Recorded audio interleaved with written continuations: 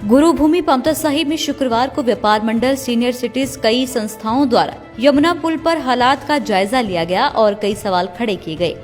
Media के सामने आते ही व्यापार मंडल अध्यक्ष नोटी ने बताया कि पुल की हालत दिनों दिन खराब होती जा रही है, कभी भी ये क्षतिग्रस्त हो सकता है, जबकि यहाँ पर रोजाना कई ओवरलोड ट्रकों की आवाजाही होती है।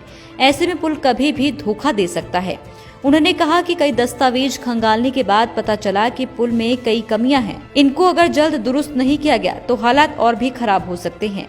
उन्होंने कहा कि बाता पुल बनने के लिए 6 साल लग चुके थे और यह पुल उससे भी लंबा है। यदि इस पुल पर वाहनों की आवाजाही बंद हो गई तो नया पुल बनने के लिए कई साल लग जाएंगे।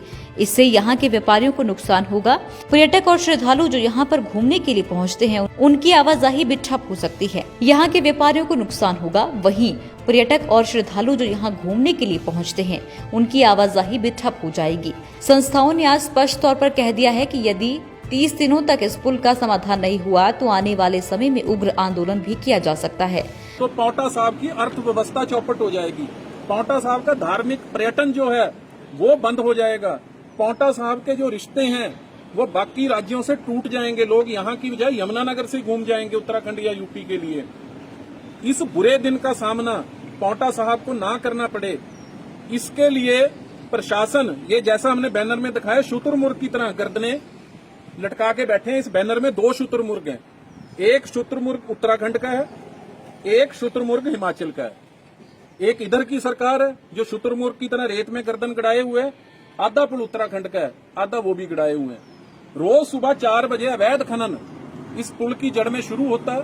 हमारे पास भी तस्वीरें मौजूद हैं, आप सभी के पास भी तस्वीरें मौजूद हैं। पूरा प्रशासन जहां वीआईपी एरिया में रहता है उसकी जड़ में रोज सुबह 200 ट्रैक्टर खनन होता है। क्या प्रशासन को दिखता नहीं? इसके बारे में प्रशासन क्या समझाएगा, क्या बताना चाहता है? तो लगातार कभी कोरोना का बहाना, कभी कोई बहाना, अभी तक इस पुल का कोई काम शुरू नहीं हुआ।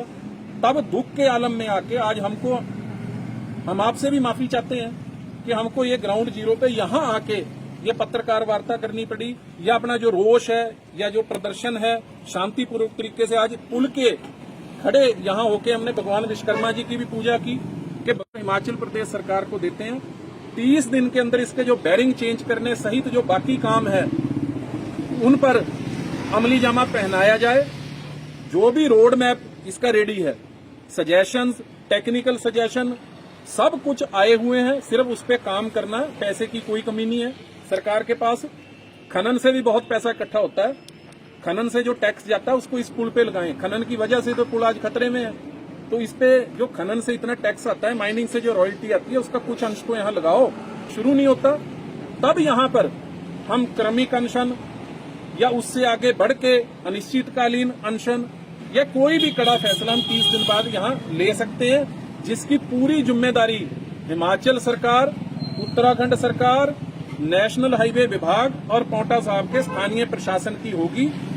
ये हमारा कहना है। धन्यवाद। लाइव टाइम्स टीवी के लिए पांवटा साहिब से देवांश शर्मा की रिपोर्ट।